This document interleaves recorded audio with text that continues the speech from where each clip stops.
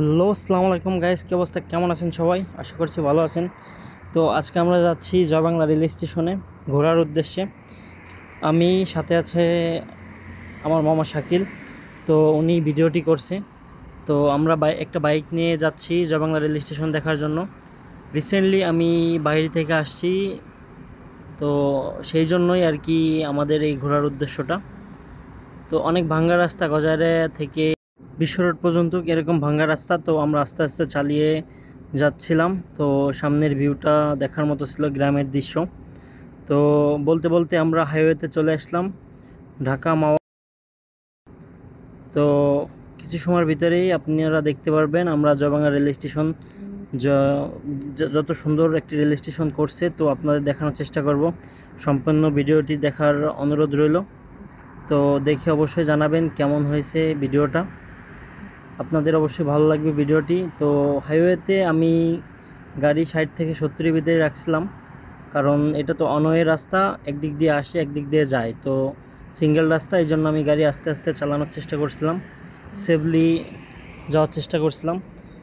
তো আমার মামা শাকিল বলল, এখানে দেখো কত সুন্দর একটি ভিউ। ব্রিজের উপর থেকে সামনের দিকে গেলাম। তো সামনে থেকে কিছু সময়ের ভিতরেই আমরা জয়বাংলা রেল স্টেশনের দিকে চলে যাব, আর বেশি সময় নেই।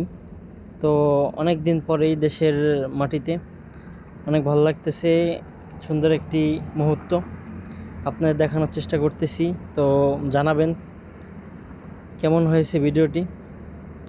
বলতে গেলে আমি প্রথমে যাইতে চাই নাই, আমার মামা শাকিল আমাকে অনেক অনুরোধ করছে যে চলো, এখানে অনেক সুন্দর ভিউ, দেখার মতো একটি জায়গা, ঘুরলে পরে মন ভালো হয়ে যাবে। আসলে প্রথমে আমি বুঝতে পারিনি, বাট যাওয়ার পরে আমার মনটা অনেক ভালো হয়ে গেছে।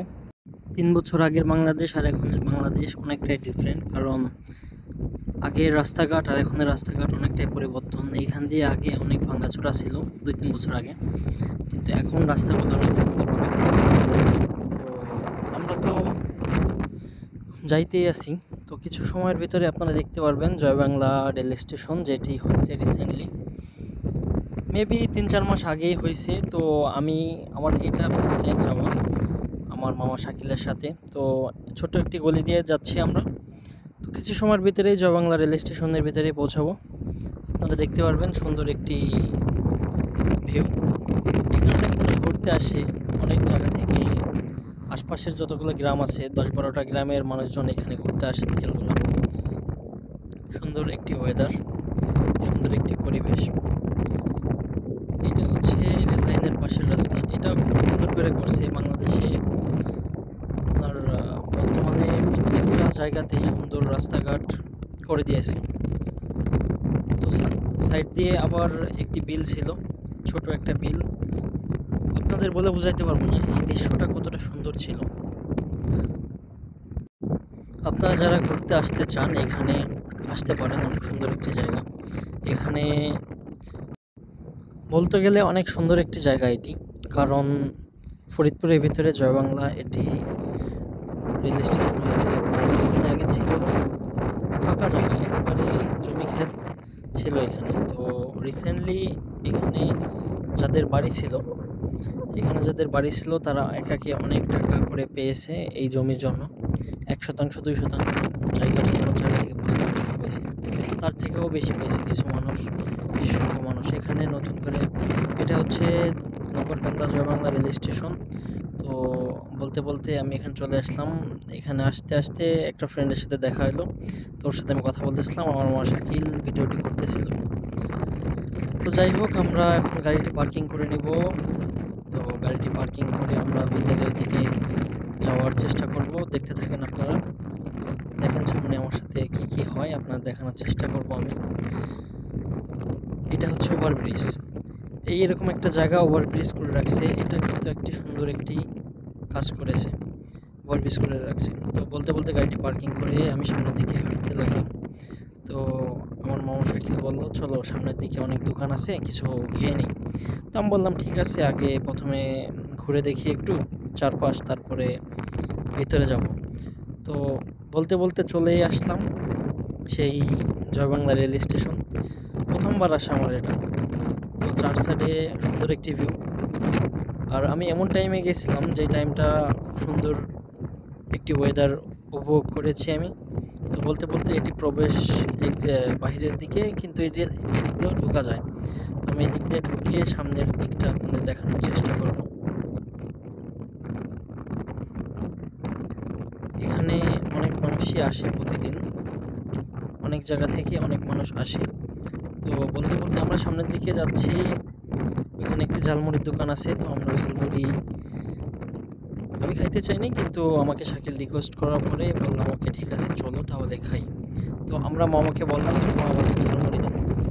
তো ঝালমুড়ি বানানোর সময় মামাকে বললাম একটু ঝাল বেশি দিয়ে বানান। মামা প্রথমে তো বুঝতেই পারিনি এত সুন্দর ঝালমুড়ি বানাবে। ঝালমুড়িটা অনেক টেস্টি ছিল, অনেক মজাদার ছিল। তো আমরা 20 টাকার ঝালমুড়ি নিয়ে নিলাম এখান থেকে। তো মামা খুব সুন্দর করে বানাচ্ছিল, আর বলেছিলাম ঝাল বেশি দেওয়ার জন্য। কাঁচামরিচের ঝাল আমার অনেক পছন্দ। কাঁচামরিচের ঝাল মেশানো ঝালমুড়ি খাবো, আপনাদের বলবো কি হয়েছিল ঝালমুড়ি খাওয়ার সময়। তো আমি তাকে 20 টাকা দিয়ে দিলাম।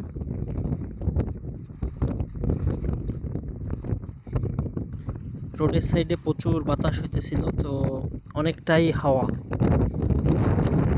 আপনাদের বলে বুঝাইতে পারবো না যে জায়গাটা কত সুন্দর। সাইড দিয়ে বাতাস আসতেছে, সাথে আমি আমার মামা শাকিলকে বললাম তুমিও একটু খেয়ে রিভিউ করো কেমন হয়েছে। তো আমি খাচ্ছিলাম, অনেক সুন্দর একটি ঝালমুড়ি হয়েছে। 20 টাকায় অনেক সুন্দর ঝালমুড়ি বানাইছে। বাইরের কান্ট্রিতে 20 টাকায় কিছুই পাওয়া যায় না, কিন্তু বাংলাদেশে এখনও 20 টাকায় ঝালমুড়ি পাওয়া যাচ্ছে, এটাই অনেক কিছু। তো অনেক সময় হয়ে গেল, ঝালমুড়ি খাওয়া প্রায় শেষ। অনেক সুন্দর একটি ঝালমুড়ি বানাইছে। যারা যারা যাইতে চান এখানে যে অবশ্যই মামার কাছে ঝালমুড়ি খাবেন। এই সাইডে অনেক বাতাস, অনেক বাতাস, আপনাদের বলে বুঝতে পারবো না, কতটা বাতাস হচ্ছে। তো তারপরেও আমি এখানে এসে 2-1টা পিকচার আমরা তুললাম। তুলে আমরা বাইরের দিকে যাব। বাইরের দিকে যাওয়ার পরে আপনাদের আরেকটি সাইড দেখানোর চেষ্টা করব। এই সাইডটা অনেক সুন্দর। আমি হাঁটতেছিলাম, আমার পিছে আমার মামা ছিল। তো তাকে অনেক রিকোয়েস্ট করছিলাম মামা তুমি ক্যামেরার সামনে আসো, কিন্তু সে আসে নাই। বলতেছিল যে আমি যাবো না, কিন্তু আই ডোন্ট নো সে কেন আসে নাই।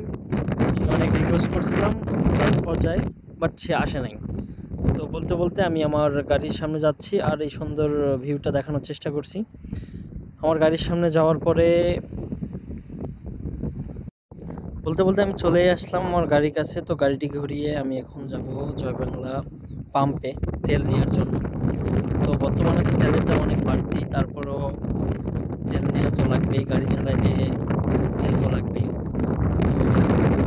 একটু ঘুরে আবার আসলাম শাকিলকে নেওয়ার জন্য, আমার মামা শাকিল। তাকে নিয়ে আমি এখন যাচ্ছি জয়বাংলা পাম্পে। ওইদিকে কারা যেন আবার আগুন দিয়ে ওই ময়লা আবর্জনা নাড়া আছে না, নাড়া পোড়াইতেছে। তো এটিও যদি কারো কাছে ভালো লেগে থাকে অবশ্যই আসবেন, জায়গাটি ঘুরে যাবেন। সুন্দর একটি জায়গা, আসলেই মন ভালো হয়ে যাবে। যে কারো যদি মন খারাপ থাকে অবশ্যই মন ভালো হয়ে যাবে। নিরিবিলি একটি জায়গা, চারপাশে কোনো বসতি বাড়ি নেই, একটি জায়গা। তো বলতে বলতে আমরা চলে আসলাম তেল পাম্পে তেল নেওয়ার জন্য। বর্তমানে এখন তেলের দাম একটু বাড়তি, তারপরও এসে দেখার চেষ্টা করলাম কত করে, কারণ আমি গতকালকে সৌদি আরব থেকে আসছি। তো দেখেন পেট্রোল নিচ্ছি, পেট্রোল নেওয়া শেষ। এখন আমরা বাসার দিকে যাচ্ছি। তো ভালো থাকবেন, সুস্থ থাকবেন।